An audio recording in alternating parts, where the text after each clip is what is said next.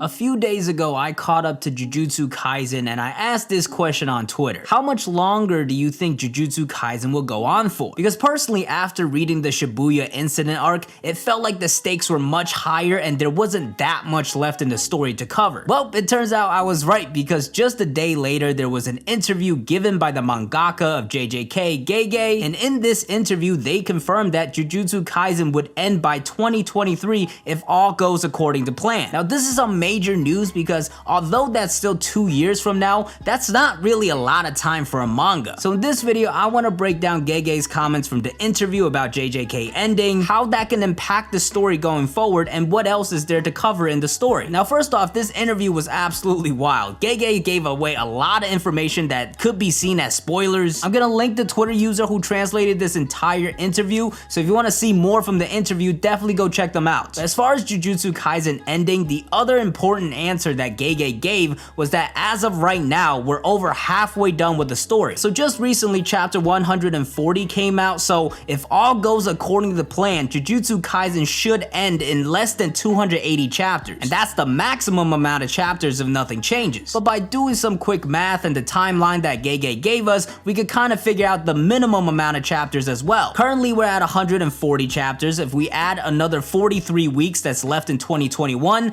by the way, don't fact check me on that, I just quickly googled it, so hopefully that's right. But yeah, there's 53 weeks left in this year, plus another 52 weeks in 2022, and that will get us to 235 chapters. Now, we do have to remember there's things like Golden Week and just random jump breaks, so let's take away at least 5 chapters just for that. So after that, we are left with 230 chapters, and that should be the minimum amount of chapters that Jujutsu Kaisen had. So if we're looking for a final range, we're looking around 230 to 280, but I would say it's probably going to be much closer to 280. It might go even beyond that if things don't go as planned. And based off of this range, Jujutsu Kaisen would definitely be a much shorter story compared to some of the classics, but compared to some of the recent popular Shonen Jump mangas, it's actually not that short. You see, recently this has been kind of a trend where a mangaka really doesn't drag out the story as it gets more popular. Demon Slayer, which has become one of the most popular manga of all time, ended with just 205 chapters. The Promised Neverland was another very popular manga, and it ended in just 181 chapters. And then the most extreme case was Chainsaw Man, that ended in just 97 chapters. I know that might be getting a part 2, but at least the main story ended in just 97 chapters. So compared to those stories, JJK, even at its minimum of 230, is still gonna be longer. Now, how exactly will this length affect the story of JJK?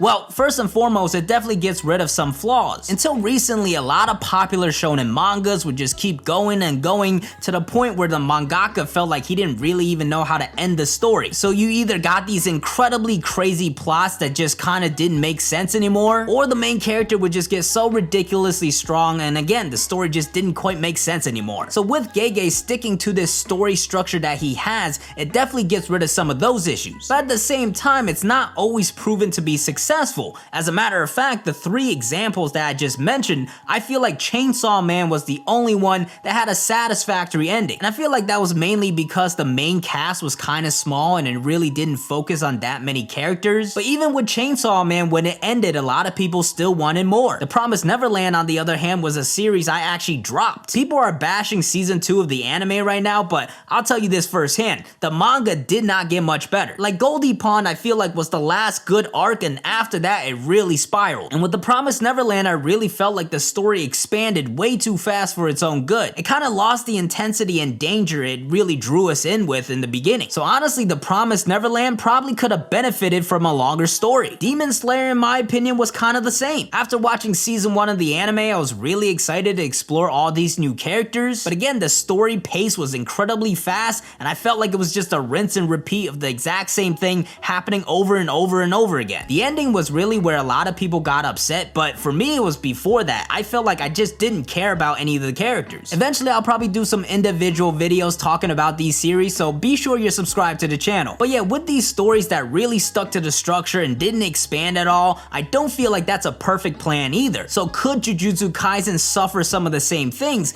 Absolutely. You see, with the Shibuya incident arc, I already feel like the pacing might be getting a little too fast for the story. You see, the fast pacing of Jujutsu Kaisen is definitely part of what draws people in. There's no time really wasted, every chapter is good, we get a lot of action, we get a lot of story progression, but with the Shibuya incident arc, I feel like the stakes rose too fast. You see, before the pacing was fast, but the stakes and the danger level was rising steadily. But after what happened in Shibuya, the stakes are at a very high level. Honestly, I feel like with the Shibuya incident arc, although it was fantastic, it probably could have happened a little later. Now, this is just my personal opinion. I'm not saying Gege is a bad writer. I still enjoy the story very much. But to me, with the Shibuya incident arc, things just escalated a little too quickly. And I'm definitely a little afraid that with this current pacing, some development is gonna get sacrificed. Because think about it, before Shibuya happened, one of the things we were focused on were the promotions. Yuji, Nobara, Megumi, Maki, and Panda all had a chance to get promoted to level 1 sorcerer. And we got this full breakdown on how they would go on a mission with a grade 1 and then do their own solo mission. Well, guess what? After Shibuya, none of that really matters. Japan is in chaos right now. There's millions of curses walking around. There's much more bigger problems to worry about. So arcs like the Goodwill event and the Death Painting arc, where we really got to explore the characters and spend some time with them,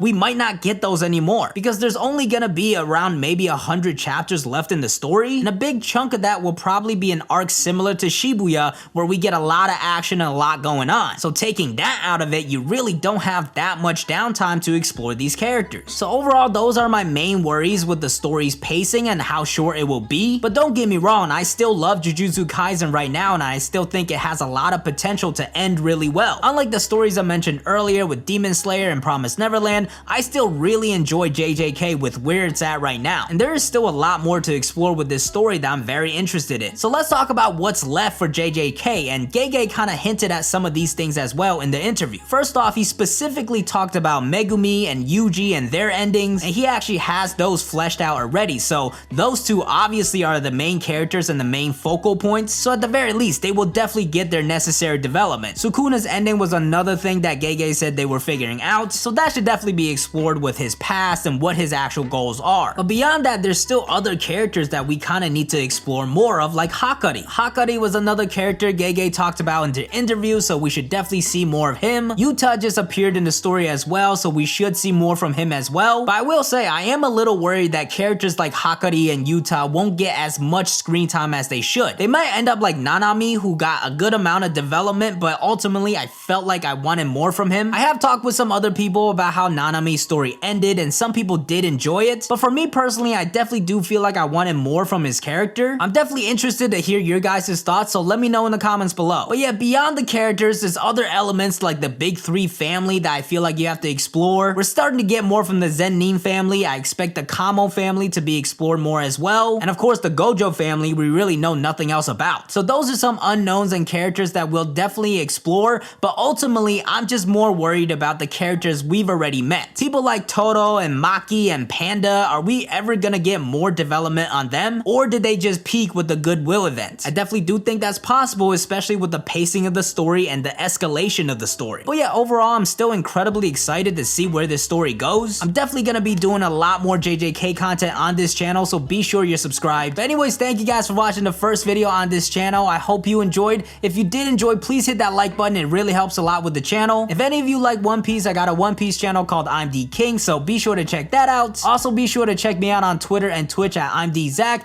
and I'll see you guys next time. Peace!